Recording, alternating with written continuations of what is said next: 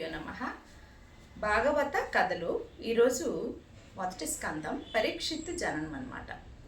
ప్రథమ స్కందం. అశ్వత్థామ శరాగ్ని నుండి శ్రీకృష్ణుని చక్రధారచే రక్షింపబడిన ఉత్తర గర్భస్థుడుగా శిశువు నవమాసములు నిండగా ఒక శుభలగ్నంలో ఉత్తరాగర్భం నుండి జన్మించాడు. ధర్మరాజు ఆ శిశువునకు జాతక కర్మాదులు ఘనంగా జరిపించి బ్రాహ్మణులను దీనజనులను భూరి దక్షిణలతో విందు భోజనములతోనూ సంతోషపరిచాడు. ద్విజులు ఆ బాలుని విష్ణురాతుడుగా ప్రసిద్ధి పొందమని దీవించారు. కానీ మాతృగర్భంలో తనకు దర్శనమిచ్చిన శరాగ్ని నుండి రక్షించిన భగవంతుడు విశ్వమంతటా నిండి ఉన్నాడని అతనికై పరీక్షిస్తూ ఉండేవాడు. అందుచేతే ప్రజలందరూ పరీక్షిత్ అని పిలిచేవారు. ఒకనాడు విదురుని హితోక్తిచే గాంధారి ధృతరాష్ట్రులు ఆ రాత్రి ఎవరికీ తెలియకుండా గృహం విడిచి వెళ్ళి హిమవత్ పర్వత ప్రాంతమునకు వెళ్ళారు. ధృతరాష్ట్రుడు యోగాగ్ని చేత శరీరం దహించుకుంటాడు. గాంధారి కూడా అగ్ని ప్రవేశం చేసి అతనితో సహగమనం చేసింది. ధర్మరాజు దుర్నిమిత్తములుగాని శ్రీకృష్ణుని క్షేమం తెలియగోరి అర్జునుని ద్వారకా నగరమునకు పంపిస్తాడు.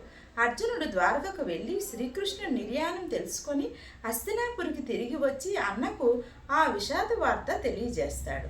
వికల మనస్కుడైన ధర్మరాజు రాజ్యం నందు పరీక్షిత్తును అభిషేకించి తన సోదరులు ద్రౌపదితో కలిసి ఉత్తరాభిముఖంగా మహాప్రస్థానం చేస్తాడు. దారిలో భీమార్జున నకుల సహదేవులు ద్రౌపది తమ శరీరములు విడిచి వైకుంఠమునకు చేరారు. విదురుడు ప్రవాస తీర్థములో ప్రాణత్యాగం చేసి తన యమలోకాన్ని చేరాడు. ఈ ఇంద్రుడు పంపిన రథంపై ధర్మరాజు బొందుతూ స్వర్గానికి చేరాడు. పరీక్షిత్తు పెద్దల శిక్షణలో పెరిగి పెద్దవాడై మహాభక్తునిగా ఉంటూ ప్రజను రంజకముగా రాజ్యపాలన చేస్తూ ఉత్తర కుమారుని పుత్రిక అయిన ఐరావతిని వివాహమాడాడు. ఈ ఇరావతి పరీక్షిత్తుల జననమే జయాదులు అనేకులు పుత్రులు జన్మిస్తారు. ఒకనాడు మహారాజైన పరీక్షిత్తు ప్రజలను దుష్ట ముఖముల బారి నుండి రక్షించటానికే వేటకై వెళ్ళి వనమునకు బయలుదేరాడు. చాలా సమయము వేటాడి అలసిపోయిన పరీక్షిత్ మహారాజుకి దాహం వేసినది. నీటిని అన్వేషిస్తూ ఒక తపోవనానికి చేరాడు. సమీకుడనే ఋషి ఆ తపోవనంలో సమాధిగతుడై ఉన్నాడు.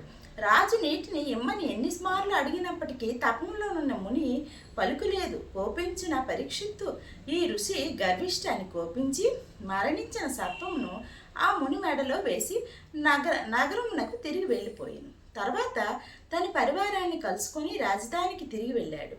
ఆ సమీపంలో ఆడుకుంటున్న మునికుమారులు ఈ విషయాన్ని ఆ మునికుమారుడైన శృంగికి తెలియజేశారు. అది విన్న వెంటనే శృంగి కోపం నిండిన మనసుతో రాజును అప్పటికి 7వ రోజే తక్షణ విషాగ్నిచే మాడి చనిపోవద్దని శపిస్తాడనమాట. సమాధిని విడిచిన తర్వాత శమీకుడు విషయం తెలుసుకొని చాలా చింతించి రాజు చేసిన చిన్న అపరాధమునకు అంత ఘోర శిక్ష తగదని కుమారుని మందలించి ప్రాణ సంరక్షణకే ప్రయత్నం చేసుకోనమని తన శిష్యుల చేత రాజునకు కబురు చేస్తాడు. శాప వృత్తాంతం తెలుసుకున్న పరీక్షిత్తు రాజర్షి అగుడి చేత తిరిగి శపించే శక్తి కలిగి ఉన్న మునకుమారుడైన శృంగిని శపించలేదు. నేను వేటకే ఎందుకు వెళ్ళాను?